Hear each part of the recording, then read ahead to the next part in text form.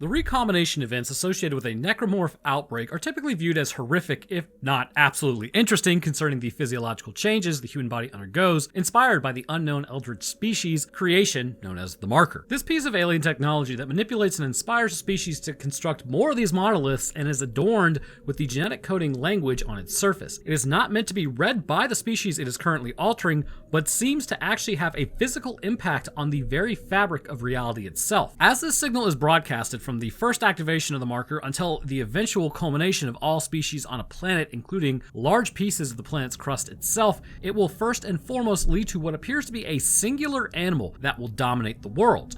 This is unless humanity was something special, and somehow, despite the Black Marker touching down on Earth 66 million years ago, it appears that man may not have been accounted for. But if man was, essentially one species will arise and grow faster and more plentifully than the planet can support. It would appear past this point the animal would become desperate for energy and resources, where they would eventually happen upon the Marker. According to Einstein, and I know I'm getting out there, but as we all know, E equals mc squared. There is a mass energy equivalence in a system's rest frame. So what does that even mean? With energy comes resources. The idea is that a small amount of mass can be actually converted into energy and vice versa. Any species that is growing wildly out of control would be looking for something to sustain their race, which is where the Marker comes into play. Offering this seemingly endless bounty of energy offered up by aliens, apparently, it's really nothing more than a trap that would appear to be something that solves all of your problems. Now, this is why I also believe humanity may not have been fully accounted for within the Brethren Moon's plans. The location that the Marker struck Earth is actually relatively remote, and governments wouldn't really be aware of it during our energy crisis on Earth, so we were forced to go out into the stars to look elsewhere. By the time we did find it, it would launch an entire religion that would outpace every other one on the surface of the planet, or really any colony as well. However, by this point we were spread too far out. The assimilation of one colony or planet wouldn't inherently mean the doom for our species, and if you don't wipe out all of us, then animals may find a way to fight back, which headcanon states Dead Space 4 would have had us using a planet-cracking ship to tear apart the Brethren Moons. I mean, it's absolutely poetic. Sort of like how we use a plasma energy on the plasma cutter to dismember any other thing like Necromorphs, we would use gravity tethers on the Ishimura. A man can dream. Anyhow, with Homo sapiens forced out into the stars, we would find dead space everywhere. Evidence that maybe at one point the planet could have been viable, but now it's just a dead chunk of rock with a thin atmosphere. As we know, when the Brethren Moons do assimilate a planet, everything, including the crust and atmosphere, is ripped away during the convergence event. So all the hostile worlds humanity finds that seem to have been in the habitable range of star systems and have somewhat of a pleasant environment, or at least have a history, which can be decoded by using geological events that show kind of water running, any stuff like that, it likely contained a species that was then turned into a Brethren Moon after finding the Marker. So as we spread into the restricted zones, because I mean, who's gonna stop you? Space is a pretty big place. Companies would run across a very old, at least by human standards, government test to learn about the Marker and figure out if it could harness the energy contained within. This would be met with an outbreak likely amongst their own people, as the project was deemed a failure on Aegis 7. The Marker would lie in wait there until rediscovered by the mining crew on the Ishimura, bringing it back up on board despite the active necromorph outbreak taking place on the planet, which coincided with finding this thing, and people tearing each other apart. And there was even evidence early on of a hive mind already being established on the planet near the colony. The captain would be driven by religious fanaticism that would blind him to the truth that he was dooming everyone on board to secure his own afterlife. Shortly after being brought up, it would begin quietly enough, or as loudly enough as you might imagine when people are beginning to absolutely lose it and either devolve into rocking back and forth on the ground, extreme insomnia, or inducing harm to their own meat suits as well as others. YouTube is definitely going to contact me with the demonetization and then like, oh, well, if you would like to call this number, you can help yourself. It's actually happening to a lot of people. YouTube stepping in to try to help people by demonetizing their videos. I think what might help is not demonetizing their videos. But anyways, Medical would be quickly overwhelmed in a matter of days as it became clear there was an event happening here and it was inducing psychosis in people that was fairly violent. On the flight deck, as well as many other areas, people would begin grouping up in an effort to survive and barricade off areas of the ship to keep monsters from getting in. But the issue was, as long as the Marker was on ship, the energy emanating from it would infest and permeate every room, hallway, hallway and body on board. There was no way to actively escape it. Given the amount of tissue located within the prefrontal cortex gyri, it is hypothesized, at least in my earlier video, that this seems to directly relate to how long you get to keep your sanity. Those who were more intelligent would likely last longer, although they would still be driven to madness if they survived for long enough, but usually they were taken out by something. Those who possessed less mental faculties would either be taken out as they were not adequately able to defend themselves against another during their hallucination event, or would begin ending others in a violent rage because they thought they were being attacked, resulting in bodies quite literally being stacked.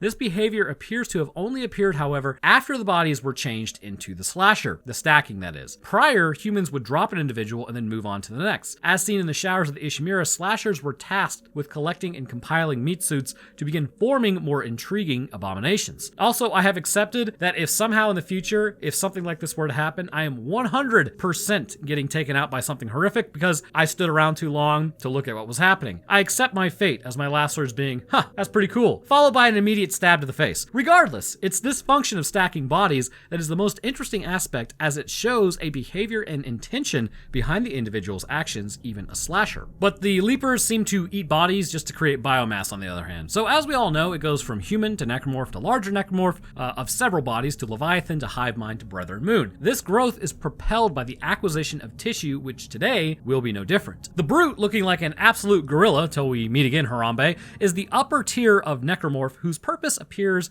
to only counter a human's natural compulsion to barricade and protect themselves from the onslaught. As mentioned, compared to the Tau Volantians, who appeared to really only have two types of necromorphs, being the adults in its singular form and the young that they would fire out of their chests, humanity seemed to need a special touch because it didn't appear to go as smoothly as the markers were used to. Now, this is not to say any assimilated species wouldn't have put up a fight on their own, but largely our architecture, as well as our ability to spread out and continue to wrestle with the marker signal, infesting the mind, while also thinking, would prove to be more of a challenge. And this would result in a need for altering of the standard outbreak parameters, resulting in a specialized form of necromorph to counter human countermeasures. We see the first example of this creature on specifically the flight deck as enough time passed. Approaching the security room where the screening would take place in the hallway, it's quite evident that the security team and several of the flight crew would have barricaded themselves inside by shutting and locking the door, while the flight deck was overwhelmed by the initial push of slashers from the converted crew. Thinking they were safe, this would actually spell their doom.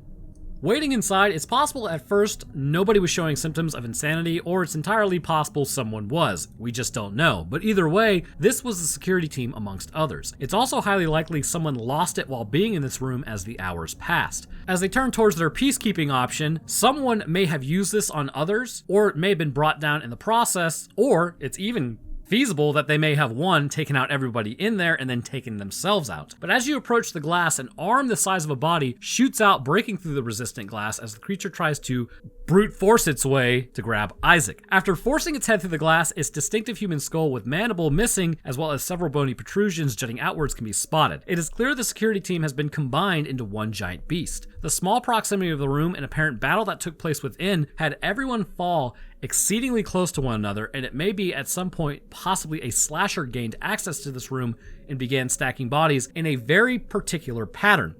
Fusing with the bodies as well, it speeds up the process by introducing the viral bacteria into this massive tissue. Once this viral bacteria enters flesh, it will immediately begin doing a few things. First, the marker signal's purpose appears to keep cellular activity going by providing energy to the cells in place of the naturally occurring oxygen-based metabolism. The mitochondria, which is the powerhouse of the cell, is no longer really receiving the nutrients that it needs, which typically would result in the cell expiring. However, being bathed in the marker signal, the energy is more than enough to keep the cell functional, which means its daily operation is going to continue. However, because it is being controlled by the marker, it will now have new abilities. The DNA etched into the surface of the marker is the same information that will now be impressed upon the genetic coding of the human cell. It is unknown what changes to which genes are the main alterations, but in my mind, the first gene loci to be hit would be for the mitotic division.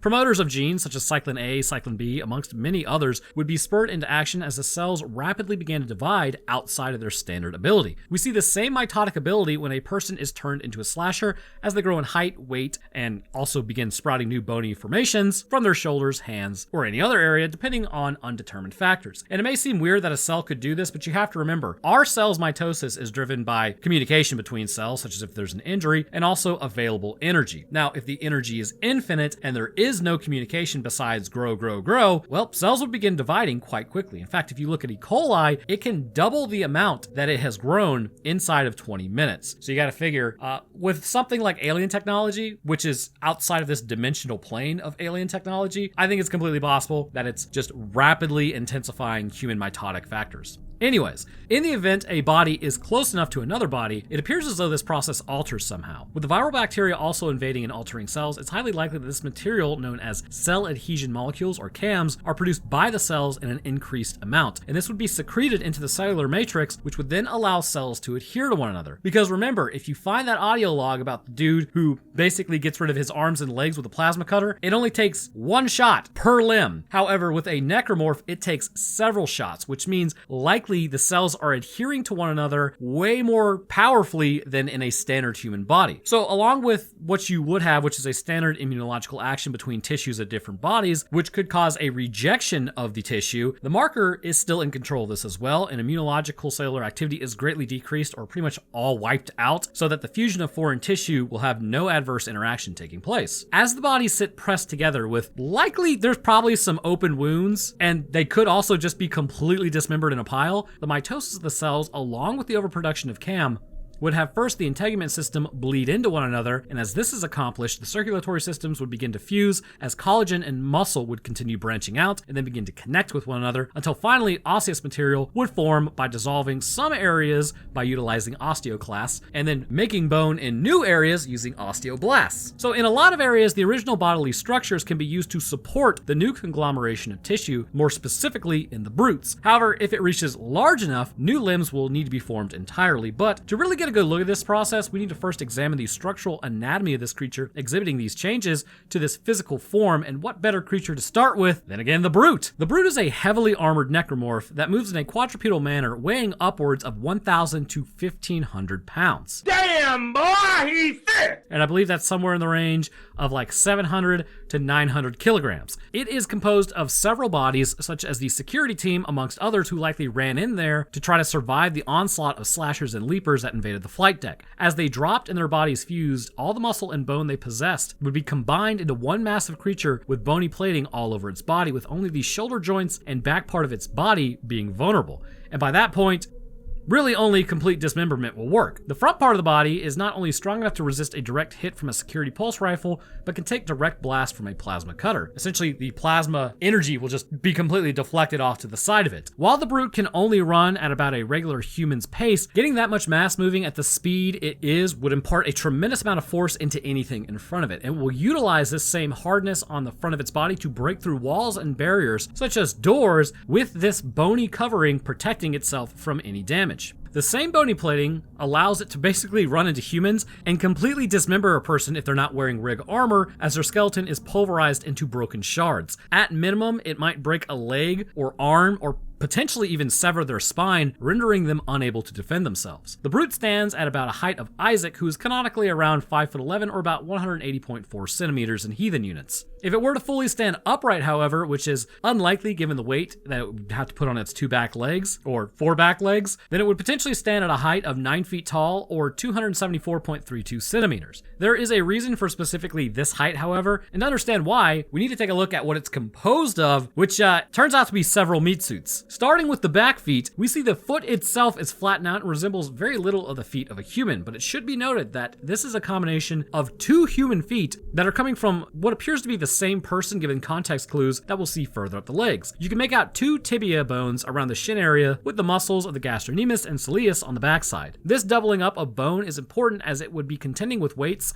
it usually would not have to. Moving further up the legs, we see 2 kneecaps per leg. You can actually make out that one of the legs is resting over the other leg in almost a cross pattern, indicating that this is a pair of human legs per leg, which would be necessary to properly support the brute given its weight. This is also why, even with 4 legs supporting its back end, it isn't necessarily going to be able to stand upright on these legs. The legs that run into the back of this creature, where we can actually see, are again 2 people who became the legs. The third person seems to be laying on them at 180 degrees facing the other way, and this is denoted by the spinal cord on the back. You can see the sacrum composing the tailbone and lower lumbar spine that juts out in between these 2 other legs. The two arms flanking either side of the back legs are also a dead giveaway that the person was lying either face down or face up, depending on where the other two people who are the legs are lying. Between those arms, the spine continues up into the thoracic region and appears to stop before getting to the cervical area of the spine, indicating that either the head is lost or is buried somewhere within the body itself, having someone else being placed on top of their head. Continuing up the back, we can see the addition of another spine, and this would mean the person who had been placed on them halfway up the lower person's back. This spine is combined with the other person's as it continues upwards. On the back, we also see a central large bony plate, and when it folds in its arms, this helps protect vital areas of the body. Continuing up, we get to the back of the head and neck region. The mandible is completely gone, and instead has had several sharp protrusions exit out of the face. While it tends to keep its head down while running at you, if it looks up and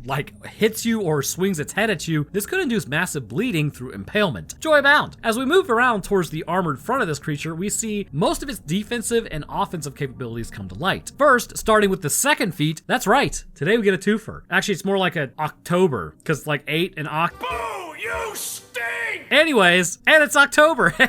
Okay, each arm is composed of a body in the right position, meaning its hands are actually made out of its own original feet. The feet have curled back at least on one leg, with the creature now using its new knuckles being made out of the original knees. As we move up the forearm, massive bony growths have grown all over to protect the arms, with what I imagine being the back and chest region of a person, meaning that likely the rib cages have had their bones branch outwards and fuse with one another. The upper arms are made out of another body, possibly a severed body, as mid-arm operates like elbows. This other body then fuses with the sides of the brute, and if you look around the back, you can follow the cervical region of the head upwards. And this is likely why these are considered weak points for the shoulders, as this is a more delicate cervical area of the body naturally, so you don't really have that much muscle or bone. So the plasma cutter can make short work of this area, seeing as there's not that much tissue, and the vertebral column is actually smaller in this area. Moving around to the abdomen area, we can see the main offensive capability that it possesses. With the abdomen, the stomach is enlarged with a large exit point, likely the original person's belly button. Within this area, the explosive sacs of fluid contained by a thin membrane will be contained, which can then be fired out. You actually really do hope it's belly button, because what I'm about to suggest, it might be something else. As we know, the intestines house this bacteria that produces the hydrogen sulfide, which is quite explosive. If the intestines are producing this gas along with the briny yellow liquid when it hits and explodes, that means that this opening is likely something else. Moving on, the intestines have the ability to lock and load Brides of Christ every few seconds through the overproduction of material and gas. To anyone who is running, if they were to get hit by this, it has the power to blow off limbs and your head, or at least it's going to incapacitate you. Wearing armor protects you from the worst of the effects, however, if enough damage is caused to the armoring, eventually it will no longer do its jobs and it has the ability to dismember a person. The ribs of this creature show the aforementioned adjoining of two people to make up the spinal column by showing there are two sets of ribs imposed over one another. We also see in this area potentially a slasher may have laid down on the pile of bodies after arranging them, which is quite interesting. We see two slasher blades exiting out of either side of the collarbone, which means the slasher placed bodies how it really wanted the brute to look. Upon laying down in the mix, it was fused in to become something larger than it initially was. And this implies a deliberate attempt to quite literally make a meat mech, which is something interesting as we haven't really seen that in other larger necromorphs, but it is possible that this is the standard operation rather than relying on complete chance to form these creatures. Essentially, human bodies are like Lego building blocks to the Brethren Moons. With the hard bony exterior, there are quite a few ways to put this thing down for your standard person. If you have no force multiplier and are instead reduced down to hand to hand, a person has virtually no chance of taking this thing head on. Instead, they would become the corruption on the wall quite quickly. Even those security personnel who could fight without a stasis module, they would not be able to slow this thing down enough to get a good shot on the weak points, which are just the shoulder joints occasionally being exposed by the movement of the arms manipulating the bony coverings and running. If they did land a shot, the brute then curls up its arms, protecting its shoulders and stomach blaster. Yeah, it's called stomach blaster. As very likely, canonically, mitosis would be driven into overdrive in an effort to heal itself, and at this point, the standard person would not have enough firepower nor agility to continue to outmaneuver this thing long term, resulting in their assured end. For your typical person, if you were to fight back, the brute actually takes this as an active challenge. It literally has no qualms about tearing you limb from limb in the most brutal way possible. First, it will straight up punch you in the face. From here, the backward facing leg on the hand, it'll either stab you or possibly just grab you, specifically Isaac, and we can also assume others. And if it does stab you, this is going through your glute muscle easily. But considering Isaac's legs can still move, the spinal cord must have been missed, but from the entry point, it seems to run into the glute muscle through the leg, which would be incredibly painful. And from here, it only gets worse. You see, now that the mandible is gone and the head and neck are essentially a fifth limb, the body that composes it is able to use the remnants of its abdominal muscle to wrap around Isaac's head. It appears in this moment, based on what we can hear, Isaac's head is then crushed by the force, so at least he's checked out at this point. His head will continue to be held onto, as then it tears to the side, decapitating him in the process. It will then grab his upper torso and remain holding on through his lower body, where it will tear to the side and smack him to the ground, and in the process, this will pull the lower thoracic spine apart, as well as the intestines, skin, and armor, severing the two halves. Looking at its work, it'll rear back on its bent legs and roar triumphantly. So you wake up in a cold sweat. It was all a dream, because we don't get taken out by necromorphs here, and Harambe is still alive. Isaac is simply just built different. And there are many ways to take out a brute. My personal favorite is complete humiliation. The brute, while strong, is slow, and also slower if you use stasis. Listening to some Dragon Force with Operation Ground Pound, my personal favorite,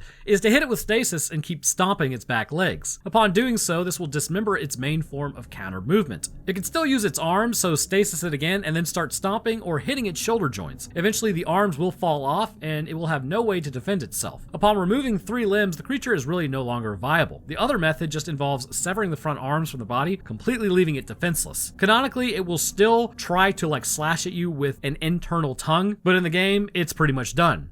The brute is an answer somewhat to human ingenuity. By being large enough to smash through structures, it can get to surviving humans. It appears its formation requires a slasher to happen upon several bodies, arrange them, and then pilot the new creature by being the basis for it. But because it's so large, it's really kind of a glass cannon and can be taken out by not panicking. Though, much like a gorilla in real life, this thing would be absolutely terrifying if you came across it. But anyhow, what are you guys for watching? If you enjoyed, then leaving a like is awesome as it gets the video in the algorithm, and subscribing as we are approaching 1 million subscribers is greatly appreciated. I'll drop my Twitter, Discord, Patreon, and Roanoke Tales channel link in the description, where last week we talked about the disappearance at the Flannan Isles Lighthouse, which was kind of interesting. I had no idea, like a ton of other YouTubers were covering that. Somebody brought that up. So I guess I just made a new flavor of the same video. Anyways, I thought it was pretty interesting regardless, but speaking of patrons, I'd like to thank mine real quick. First, I'd like to thank our astronaut, Rosie Kinch. Thank you very much. I'd also like to thank our astrophysicist, Death Dancer, and Zach Smith, as well as our scientists, Arjun Sentinel, Chad the Enjoyer of Scientific Explanations of B-grade horror movies, Florian, Logan Satome, Lucian Dragon, and Tyson Nakanishi. And to the rest of my patrons, I thank you guys as well. Your help is greatly appreciated and is keeping the channel running, so thank you, ballers. All right, so that's gonna do it for me. I hope everyone enjoyed, and we'll see y'all in the next one.